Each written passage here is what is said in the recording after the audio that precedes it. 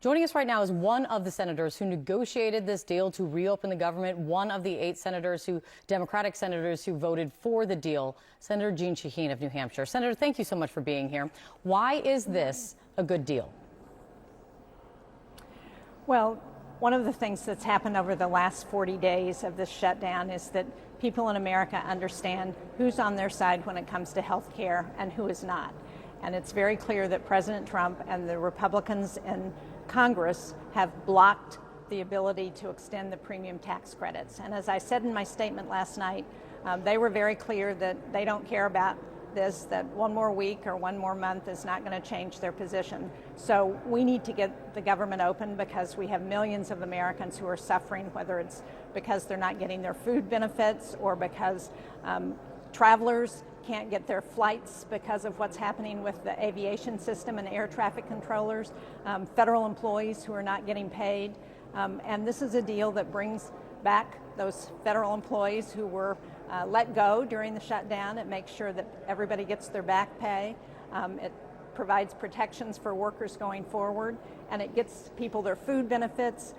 Part of this deal was making sure that we could pass bills that have been already passed by both the House and Senate and agreed to that fund things like SNAP benefits, the food program, the WIC program for mothers and children, that fund veterans benefits. So while we still have to argue about extending the premium tax credits, and I intend to be part of that fight, we're going to have a vote on the floor of the Senate to do that on a bill that the Democrats are going to write.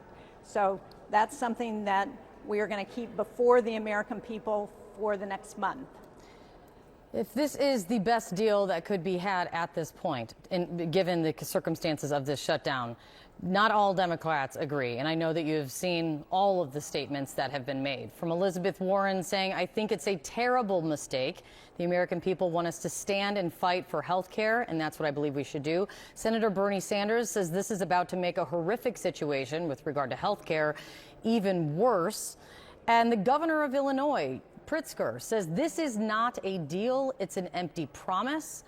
And the head of the House Progressive Caucus called this a betrayal. Accepting nothing but a pinky promise from Republicans isn't a compromise, it's capitulation. Can you respond to that? Well, this is an opportunity for us to continue to fight on extending the premium tax credits and the cost of health care and making sure that Americans know who's on their side and who's opposed. And I introduced a bill to extend the premium tax credits. That's my legislation. I did that in the very beginning. Introduced the 2 extensions. That was my first legislation this year, and I intend to continue to fight for that. And hopefully the Republicans may hear us. But all those people who opposed this agreement, staying in a shutdown mode was not getting us anywhere. And they need to train their fire on the people who are responsible. That's President Donald Trump, it's Speaker Johnson, and it's the Republicans who have blocked every attempt to get health care. We need to be working together. That's what I intend to do. You say you're getting a guaranteed vote by a guaranteed date on a bill that, as you said, the Democrats will be writing, and it will not be Republicans who will write it with regard to health care subsidies. If it needs 60 votes, Senator, what are the chances that this subsidy lives through the new year then? If you have to get 60 votes, the chances are what that this survives the new year? Well, I think finally, because of this shutdown fight, we've had a number of Republicans who have figured out that this is an issue for them. This is not a red state issue or a blue state issue. It's an issue about making sure that people can afford their health insurance. And so we've heard from a number of our colleagues on the other side of the aisle that they're willing to come to the table, they're willing to work with us once the government's open to get this done. We've heard the same thing from the White House. So now we'll see. We'll see if they are really going to work with us to make sure that Americans can afford their health insurance. Senator, if this vote comes, I mean, as you say, it's guaranteed in December. This vote comes and fails, and the subsidies then expire.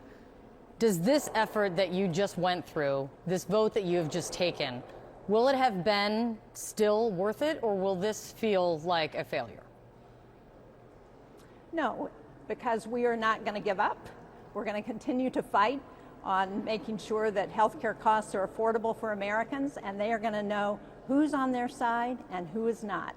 And we are going to take this fight into the next elections in 2026 and make sure, again, that Americans know who's fighting for them. Senator Jean Shaheen, thank you very much for coming on today, as you were central in all of this and had a very late night. Thank you for coming in this morning.